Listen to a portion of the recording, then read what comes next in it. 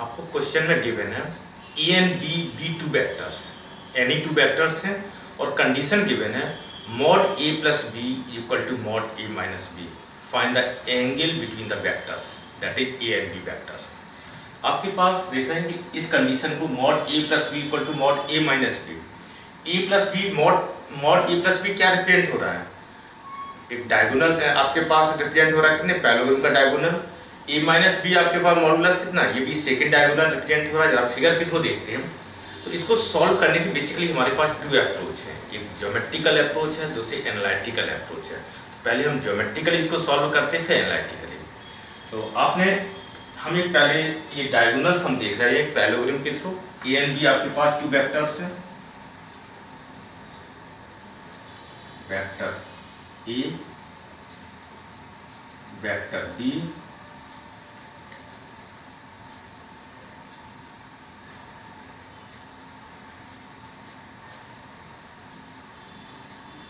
This diagonal आपके पास A plus B and second diagonal A minus B. आप देख रहे हैं क्वेश्चन में क्या गिवन है, बोथ डायगोनल इक्वल होने चाहिए। एक ये आपके पास क्या है, एक पैरेललोग्राम है, पैरेललोग्राम के डायगोनल इक्वल्स कब हो सकते हैं, जब एक पैरेललोग्राम रेक्टेंगल में कन्वर्ट हो जाए। इसका मीनिंग है ज्योमेट्रिकली ये पॉसिबिलिटी कब होगी, आप बता रहे हैं कि यदि इस पैरेललोग्राम को हम रेक्टेंगल में कन्वर्ट कर दें,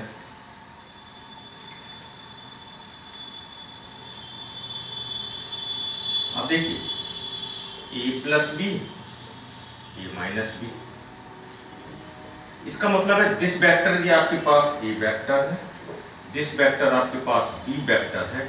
इस समय आपके पास बोथ डायगोनल आपके पास इक्वल हो जाएंगे, एडिशन का डायगोनल और सब्ट्रैक्शन का डायगोनल। इसका मतलब है ए एंड बी के बीच में एंगल कितना होना चाहिए, 90 डिग्री। रेक्टेंगल यदि आपके पास देख रहे हैं रेक्टेंगल में दिस साइड और दिस साइड के बीच में एंगल कितना होता है, 90 डिग्री। तो ए एंड बी वेक्टर के बीच में एंगल कितना होना चाहिए, 90 डिग्री होना चाहिए। तो ज्योमेट्रिकली आपने देख लिया, अब एनालिटिकली देखते हैं। आप देख रहे हैं कि एक मैग्नीट्यूड है, किसका मैग्नीट्यूड है, सम ऑफ टू वेक्टर्स है। ये मैग्नीट्यूड कितना, डिफरेंस ऑफ टू वेक्टर्स, दोनों इक्वल हैं, बोथ साइड में हम इसका स्क्वायर कर देते हैं। तो पहले तो आप देखिए मैग्नीट्यूड को कैसे लिखते हैं, A and B two vectors, इनका मैग्नीट्यूड कैसे लिखेंगे, root of A square plus B square plus 2ab cos of theta, theta is the angle between vectors A and B.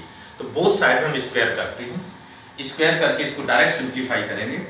इसको हम इस टाइप से नोट कर सकते हैं, A square plus B square plus 2ab cos of theta, ये left side हो गया। राइट साइड में किस टाइप से लिखेंगे, A square plus B square minus 2ab cos of theta. This factor देखिए आपके पास कैंसिल हो रहा है, इसको लेफ्ट में ट्रांसफर कीजिए, 4ab cos of theta is equal to 0।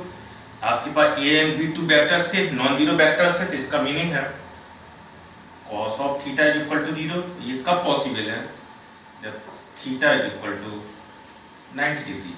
A and B के बीच में यदि एंगल 90 डिग्री है, उस समय एडिशन और सब्ट्रैक्शन का जो मैग्नीट्यूड है वो इक्वल हो जाएगा। क्लियर होगी प्रॉब्लम।